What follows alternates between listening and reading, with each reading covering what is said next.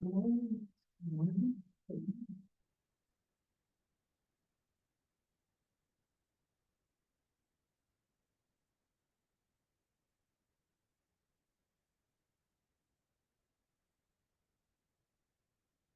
I'll begin with gratitude.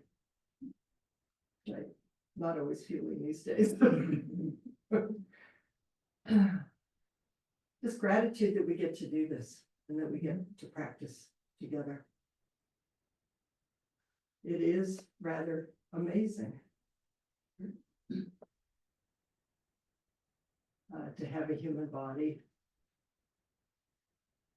be born in this time.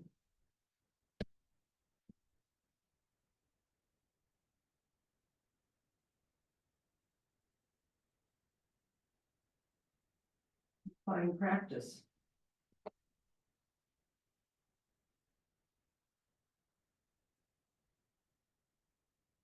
We can save ourselves and the whole world and simultaneously be saved.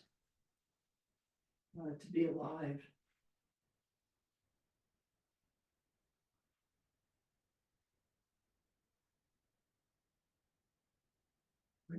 I will talk and we'll see how much I get to. I looked at it's so much.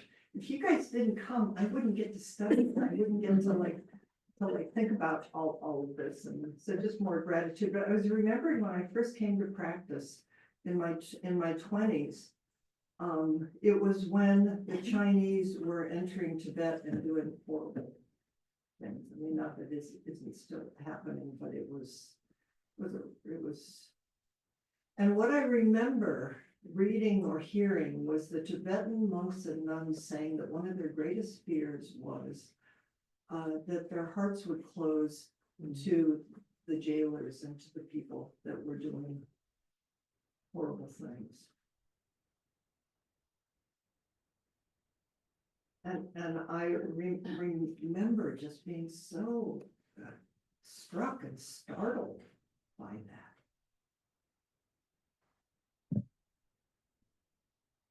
And it stayed with me all these years as a kind of impossible question, but it also feels like it was maybe for me one of the first arisings of bodhicitta, or of the questioning of that there's a way to be in this world that isn't. We all have karma, karmic body, karmic time, causes and conditions. But that there's a different kind of through line or vow to live by. And when it arose for me again this time through, I still don't know what it means and how to do it, but for the first time, I had this feeling of, oh, that's what they were talking about.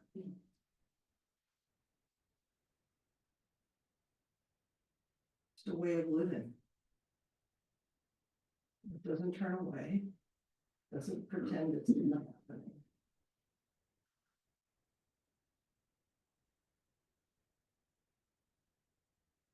So in Sangha, we've been practicing with the Metta Sutta and loving kindness. Like, yeah. This is Bishop Yokosh by the waters, but it's like, no, these days it's like, whoa. This is an ancient sutra. What's it teaching us? And the precepts, and we're going to do the full moon bodhisattva ceremony, which we've been trying to do on a regular basis for a long time, and I think we're finally on board for it. And this is our first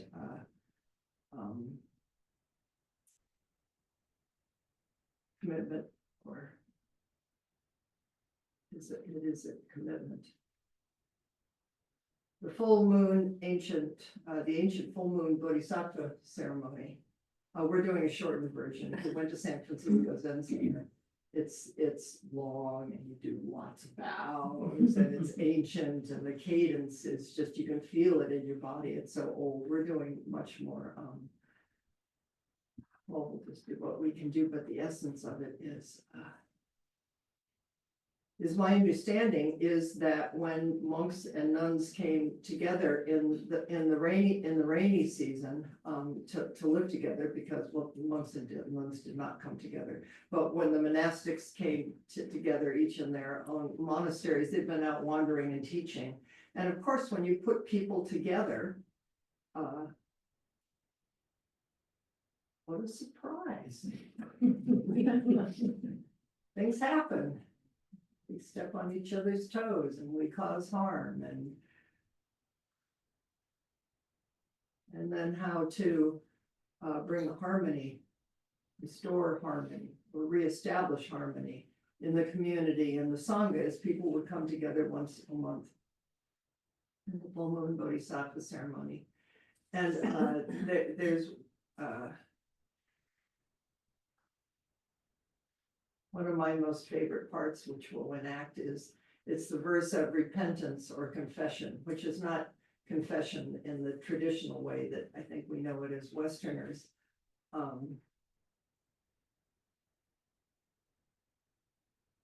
But to me, after many years of practice, it has finally arrived as, I'm going to confess to you that I'm a human being. To me, there's something about just lining up with, yep, I know about greed, I know about hate, I know about delusion, I study my life. I mean, I got my way of doing it, you got your way of doing it, the world's got its way of doing it, just look at the world, it's in, you want to study it? Whoa, it's not hidden right now. But you're not naming it as something bad. It's just the Buddha just said. Greed, hate, and delusion. Yep. And then you say, and then you call in all the great Buddhas and Bodhisattvas and say, would you please help me? I think you call in the love of the whole universe and all the people across space and time who have been hurt, who know about hurt, who don't want to do harm, who are waking up. And the path of the Buddhas who see goodness, who see each person as Buddha, and Bodhisattvas who are devoted to helping the world wake up. And you say, would you please help me? I would like to live this way too. And I'm trying really hard. And I also know I need some help. And then you take these precepts, which are handed down to us, not as rules, but as guides. So I think at this point, maybe I'll go back to my lecture because I did write down some things from Zenju and Suzuki Roshi, and that I want to help bring forward to help us. Full moon, full moon, full moon heart, full moon life, full moon, yes, I will, full moon luminosity, full moon bowing, full moon chanting, full moon knowing. This is our deepest wish for the world, to be safe and happy and well and peaceful. And it includes all the phases of the moon. And sometimes you can't even see the moon in the dark. You know, it's such a beautiful image that Buddhism, Zen brings forward.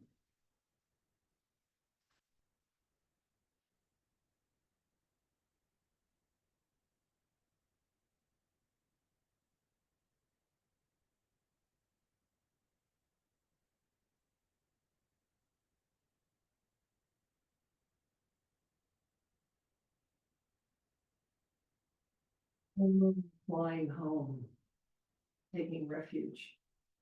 I'm thinking, what is refuge? I mean, we're offering each other refuge here today.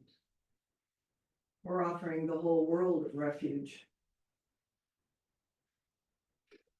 Because this moment touches all moments and all people across space and time. And how we be and enact in the world is refuge.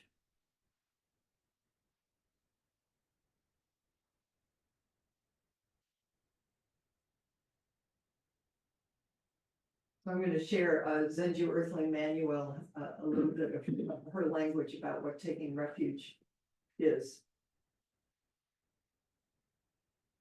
In order to give full devotion to ending suffering, there is refuge.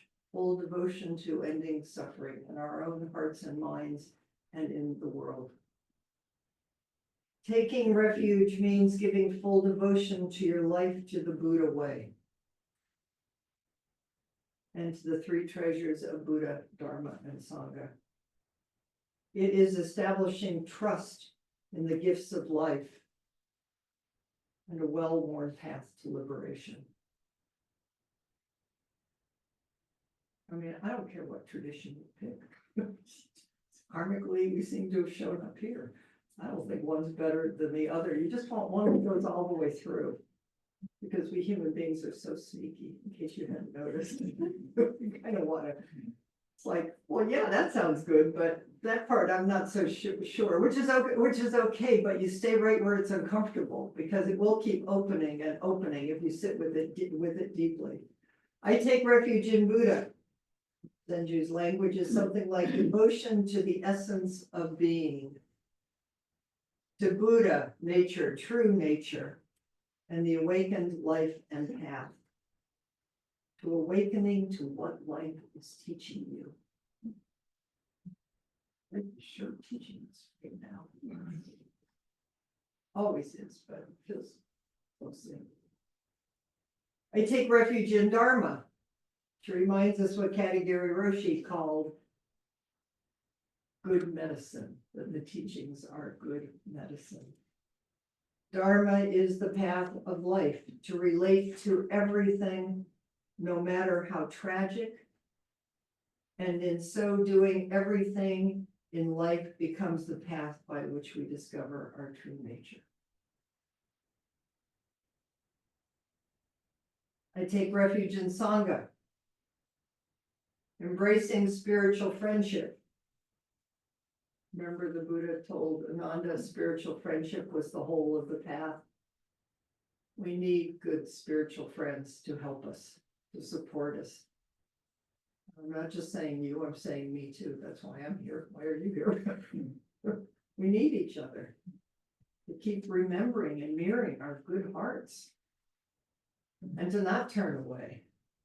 And what is appropriate response?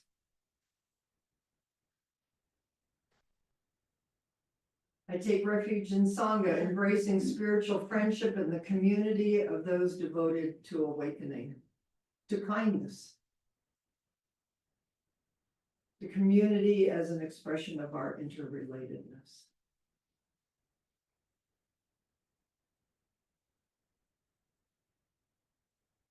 I maybe shouldn't say this, but I read something in the news. About a teacher who had a sign that said everybody is welcome here. And because she was in a more conservative state, they were like taking the sign away and telling her she couldn't teach there. And she just said, that's the essence of what I'm doing. Everybody is welcome here. That's the essence of what we're doing. Everybody is welcome here. But that means everybody. And what is that and how do we do it? Suzuki Roshi says, the precepts. Wise guides. Just to be a human being is the purpose of observing precepts. There's no other purpose. To be a true human being. Just to observe the precepts because we want to do it, because our heart says, everybody's welcome here. And at first glance, there's lots of people that I would like to other. No, but breathe on the edge. Everybody's welcome here. That's all. That is the precepts. The precepts which enjoin us to complete good behavior. The precepts which enjoin us to complete good deeds. The precepts which enjoin the completion of benevolence of loving kindness to all beings. Loving kindness to all beings. Takes me back to that Tibetan nun that many decades ago. It's like, what are you talking about? These people are being horrible.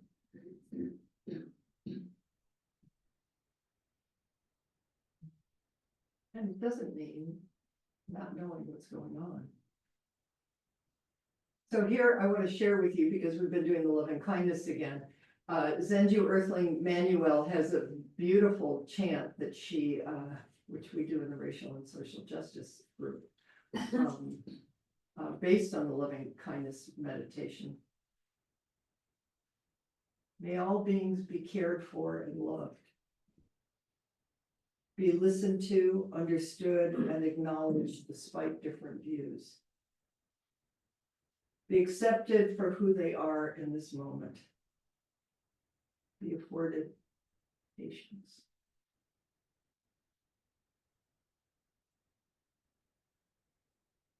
Be allowed to live without fear of having their lives taken away or their bodies violated. May all beings be well in its broadest sense. Be fed, be clothed, be treated as if their life is precious. Be held in the eyes of each other as family. May all beings be appreciated. Feel welcomed anywhere on the planet. Be freed from acts of hatred and desperation, including war, poverty, slavery, and street crimes. Live on the planet housed and protected from harm. Be given what is needed to live fully without scarcity, to enjoy life. Living without fear of one another. Be able to speak freely in a voice and mind of undeniable love. May all beings receive and share the gifts of life. Be given time to rest. Be still and experience silence. May all beings be awake.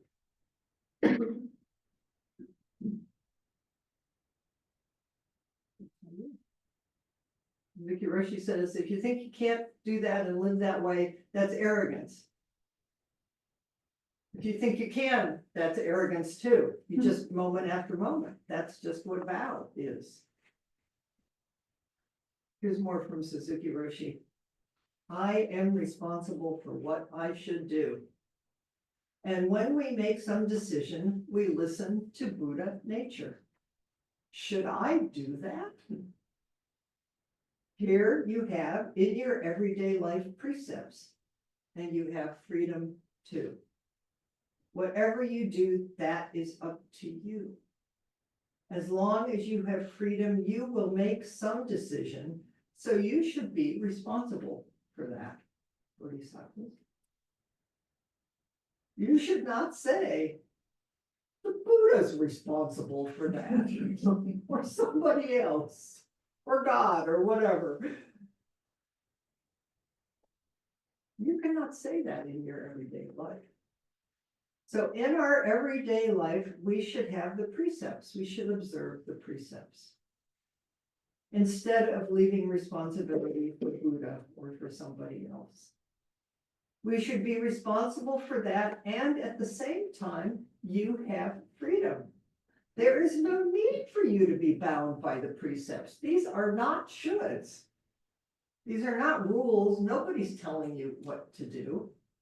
But listen really deeply.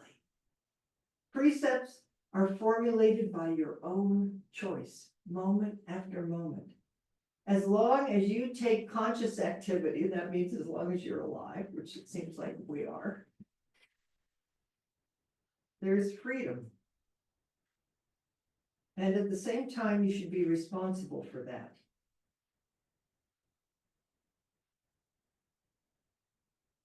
If you become aware of Buddha nature, our innate nature, our full moon nature, our wholeheartedness, our bodhisattva, bodhicitta nature of loving kindness, that is freedom. That is not rigid precepts. You will do it by your own choice, and you will do it by your true nature, according to your true nature. So that is complete freedom. And that is also morality. I think it's really interesting, the question of ethics and morality. I mean, always, but in this time, because we're having fights over everything. So our ethics and morality. You are not enslaved by new Buddha nature, by moral code. The moral code is not always the same. It is not permanent. Strictly speaking, whatever, there's a moral code in whatever you do. So we say Zen and precepts is one. In everyday life, we call it precepts. And in practice of Zazen, we call it Zen. So Zen in everyday life should be based on, should be the self-use of our true nature. That's what we get to do today. You get to sit down and, who are you? Really? What is this all about? Really? You breathe in and out, and things come and go. There is something, just glimpses, moments. Something opens and settles, and it does, I think, have the quality of the luminosity of a full moon. But that's, don't set yourself up against that, because it might just be like for a split second, and there's something going on here that's bigger than us and all of this, but it's not something, just is.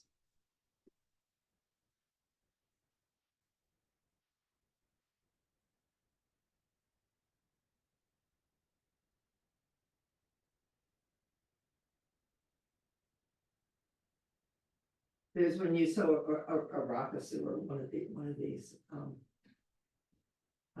you do it taking refuge with it, and when you plunge the needle in, some people say Namu Keibutsu, which is lovely. I love the language, to plunge into Buddha, to plunge into life, to plunge into vow, to plunge into yes. Some of you may know I'm more of a visceral person, like a feel. I don't know what that is, but so, because that's what we're doing moment after moment. It's yes, here I am. Into this life, this world. Beautiful, ephemeral, heartbreaking, alive. The precepts are guides, are direct transmission handed down to us, passed by the ancestors. Benji will have more to say about that in a minute. Generation to generation through time and space about how to live. About how to do no harm. That's the essence. To do no harm. And you're gonna do no harm. I mean, just walking, you're gonna step on something. But what is this to do no harm?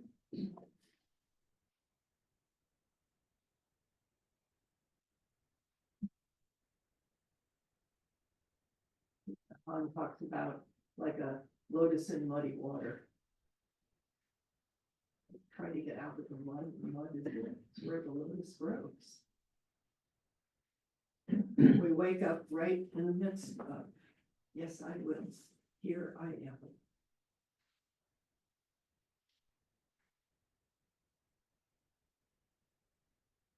So, Zazen, practice.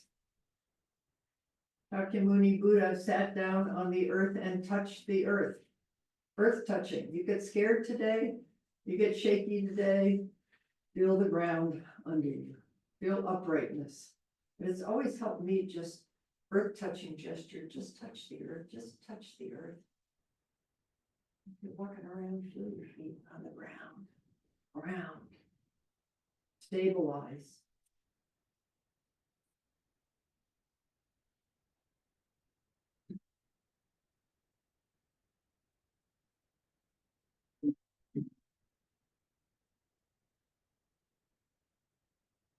And then more and more you are, I love the saying, it's been coming to me a lot, when you are you, Zen is Zen. You just become more you, and it's completely you, you don't turn into somebody else. But there's also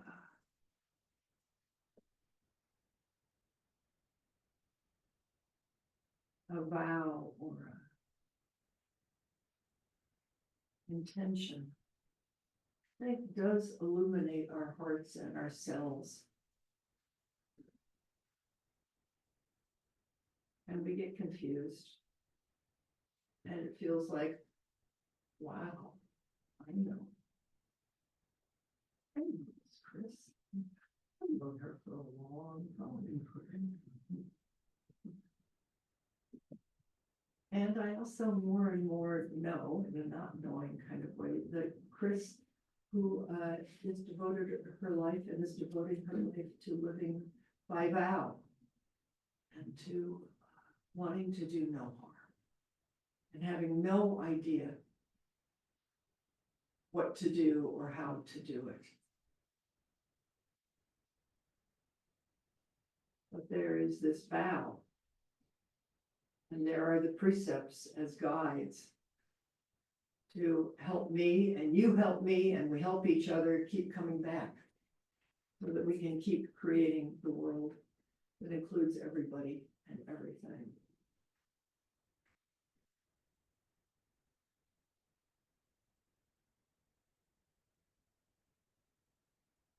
Begin to see life a little more clearly.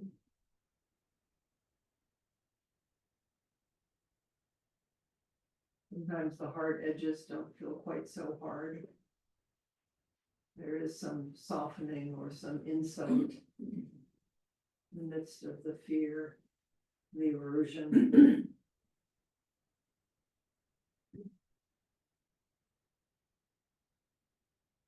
The grief tenderizes us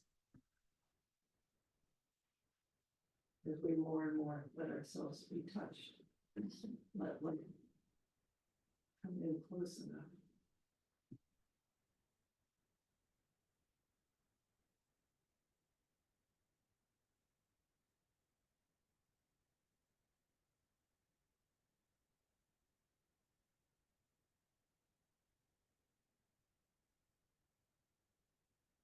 Buddha is one who sees the good. And it always feels important to say, Pema Chodron named it so well. We're not talking about stupid compassion. This is not about going over anything or under anything. This is about staying where it's really uncomfortable and following it all the way through. That's what you're doing today on the cushion. That's what we're doing. Take a breath. Follow it all the way to the end. Welcome the inhale. Know that you're breathing and being breathed, and that as you're sitting and stabilizing, it's helping the people next to you, and they're helping you, and this whole room is helping each other. And it's helping the sun and the moon and the stars and everybody else, quote, out there.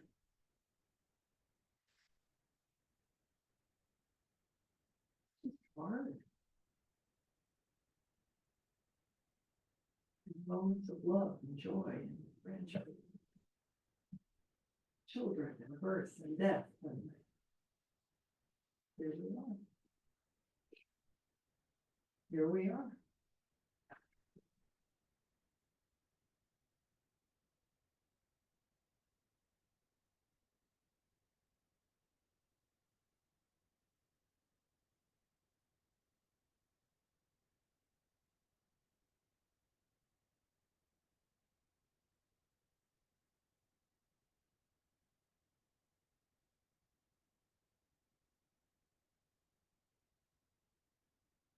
Bodhisattva vows. Traditionally, first one is beings are numberless, I vow to save them. That never has felt so comfortable to me. Guess I didn't want the responsibility.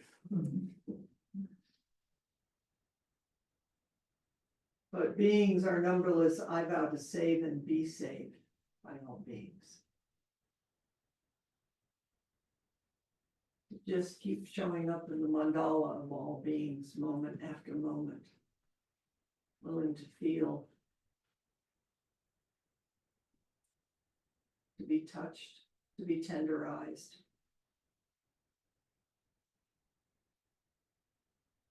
All of us waking up together. Delusions are inexhaustible, I vow to end them.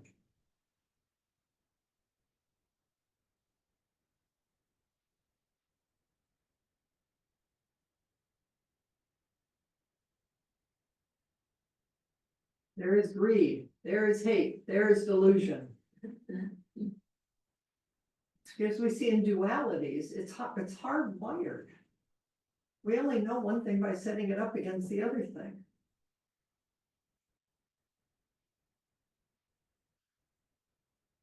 And there is a deep felt sense that if we stay with our delusions all the way through, not as something bad, is that we are ended as a finite, separate human being, moment after moment, because our heart does begin to open and know that your happiness is my happiness.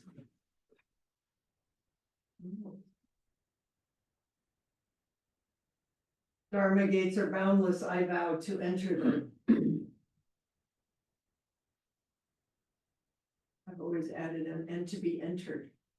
Let life touch you. Means you have to have a really stable ground and practice to keep returning to. Doesn't mean letting yourself be overwhelmed. It doesn't mean letting people walk all over you. It doesn't mean not saying anything. It doesn't mean any of those things. It means being present enough here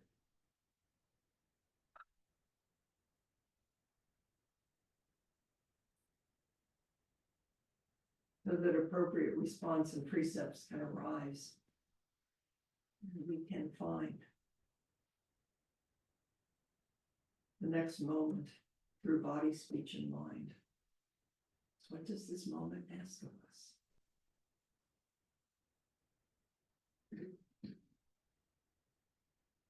So here's what Zenju Earthling Manuel has to say about all this. I respect Zenju deeply. She's a Buddhist African-American teacher in our tradition. And she's been really clear about the suffering in her life. I mean, I know I suffer. I mean, everybody suffers, but I also, Zenju really shares her suffering as a way to help us all. So she says, the teachings of Buddha came from the earth he sat upon. It is ancient wisdom that existed even before he was born. The precepts are how an awakened person lives, which is to be mindful of the suffering caused by our actions. The precepts give you an idea of how one attends to life and to the life of others. We cultivate, create, and sustain life.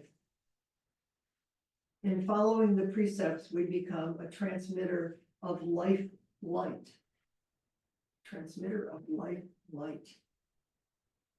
This is from Kobun Chino, who's also in our image, no longer alive. He says, the main subject is how to become a transmitter of actual light. Life light. Practice takes place to shape your whole ability to reflect the light coming through you and to regenerate your system so the light increases its power. Each precept is a remark about hard climbing, maybe climbing down. You don't use the precepts for accomplishing your own personality or fulfilling your dream of your highest image. You don't use the precepts in that way. The precepts are the reflected light world of one precept, which is the Buddha's mind itself, which is the presence of Buddha. Zenju says, with these precepts, we practice letting go of you and me and become us. To receive the precepts is to realize Buddha mind or one heart, the one heart of selfless awareness, and remembering our connection and what we can do in the world in which we live. In order to be love, to be in peace, we must.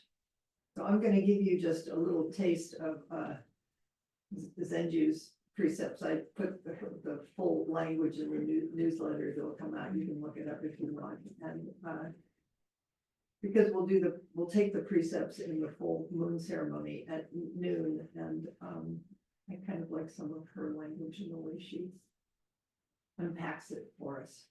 First one. You ready? Be aware of taking life. We are caregivers who take care of cultivating innate love.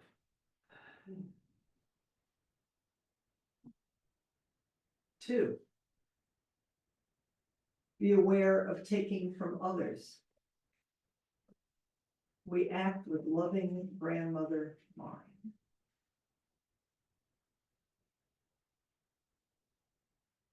3, the precept is about sex and sexuality. Be aware of using sex and sexuality without a sense of valuing life. Practice loving kindness, compassion, forgiveness, and reconciliation. 4, be aware of dishonest speech. Speech that is out of integrity, is out of alignment with your heart and with the earth. We are called to discover our deepest unspoken truths. 5, just traditionally about substances or doctrines. Be aware of what causes a loss of alertness. There is an unsurmountable need to restore dignity, personally and collectively, and to discover the pain underlying habit and addiction. Most important is to be gentle in the discovery of such pain and not exacerbate. Yeah,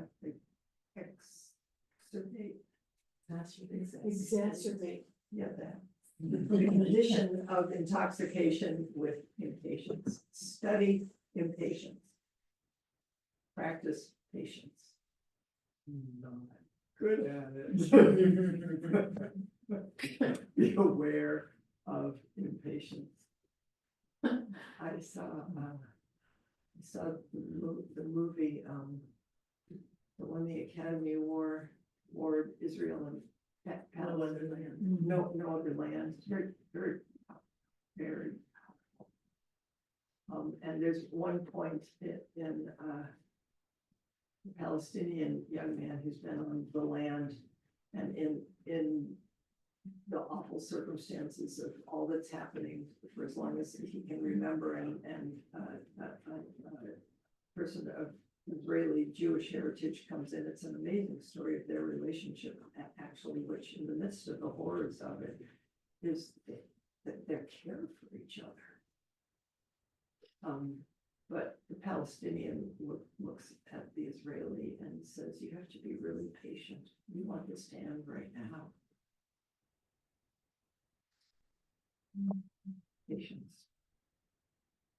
6, be aware of discussing the faults of others. See yourself as human as the next person.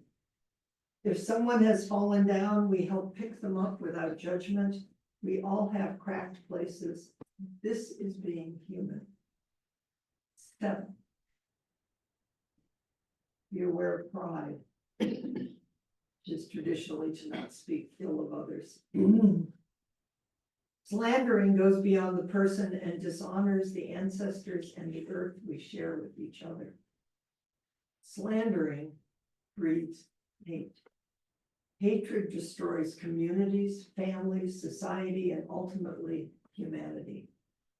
The way to liberation is to understand that our abilities and capacities are not measured by pride, but by how we take action. 8, be aware of owning the wisdom. It's her language. Traditionally, it's to not praise self. All that materializes in life comes from the earth. No one can own that which comes from the earth. The teachings of Buddha come from the earth. We do not own them. We did not create the grass beneath our feet. We can't own it. We do not even own our own very lives. We are to give freely, to share the wisdom that arises from our life experiences. 9. Be aware of anger. We had an amazing precept class last week, where each person really in a container of precepts expressed without holding back anger, and it was sacred.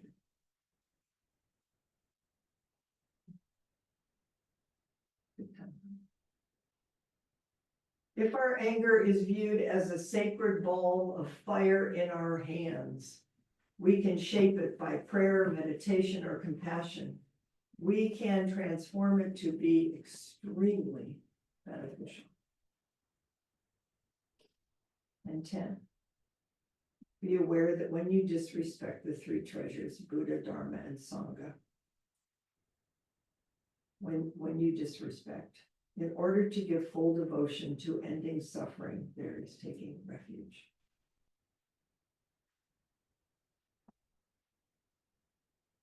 Really helps me. And I'm getting all activated and befuddled and all the things that probably lots of people are feeling. It's just to remember to fly home to. That's what refuge means, to take refuge in your own heart, to fly home to your own deepest heart. Dogen says, couldn't do a talk without Dogen. The refuges are the final place to return.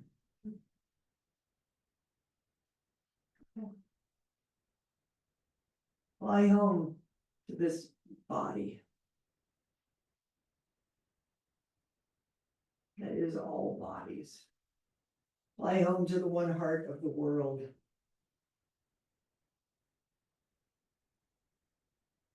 Fly home to full moon, luminosity, living, vow. Fly home to loving kindness and cultivating an infinite goodwill toward the whole world.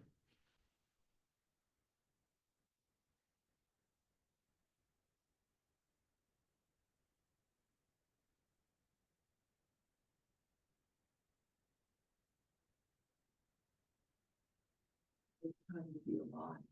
It's so hard. This is what bodhisattvas do. This is our path. This is our practice. And we help each other. And from here, and from the precepts, and from vowing and bowing and sitting zazen, and all of our crazy thoughts. I mean, you might have one or two, I don't know. You're watching mine, some will show up.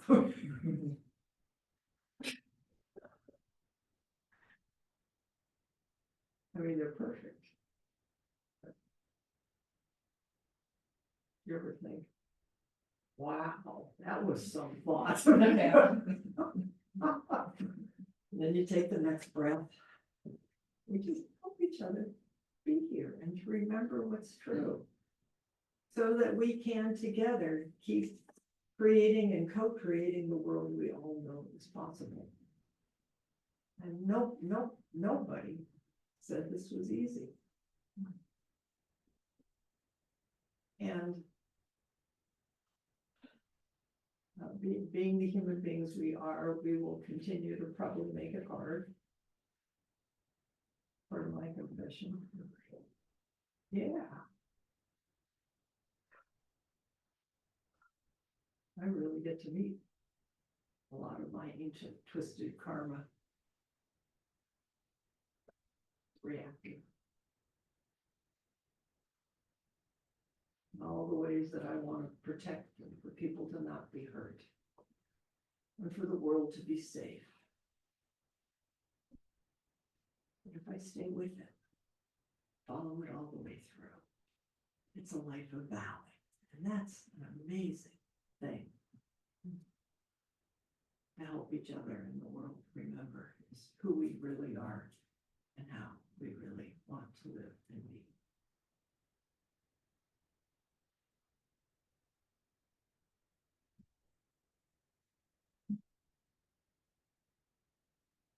All that is to say, just sit down, stand up, follow your breath. Don't be surprised by anything, just bow. Like it, wow, don't like it. Just breathe in and out, and please continue to take good care of yourselves and each other and the world. These are the to save them. Delusions are inexhaustible. I vow to end them. Dharma gates are boundless. I vow to enter them. Ways unsurpassable. I vow to become it.